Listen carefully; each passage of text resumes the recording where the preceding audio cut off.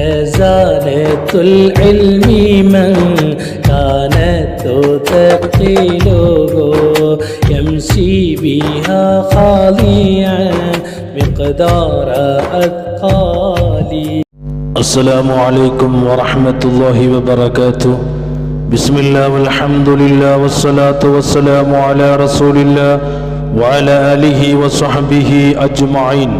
റസാനത്ത് ഭാഗം 54. അന്നാറു നാറു വനാറുൽ ളുൽമി യഹ്റഖുഹാ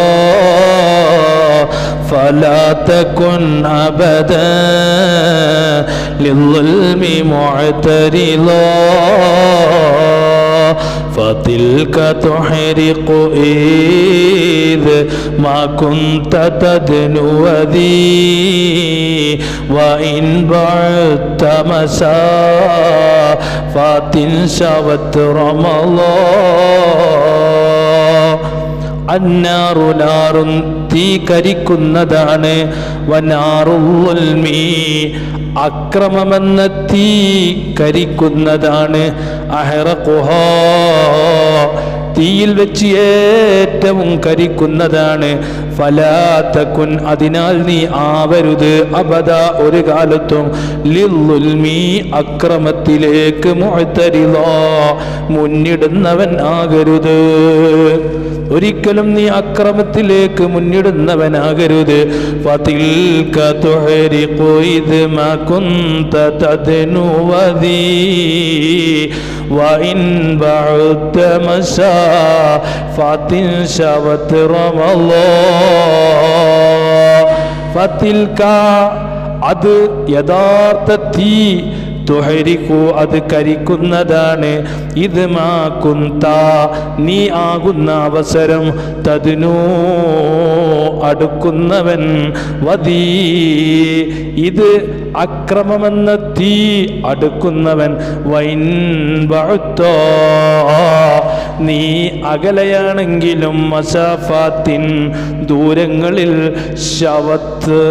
ശവത്ത് അത് കരിക്കും, റമളാൻ ഒരു കരിച്ചു കളയൽ, അത് കരിച്ചു കളയും.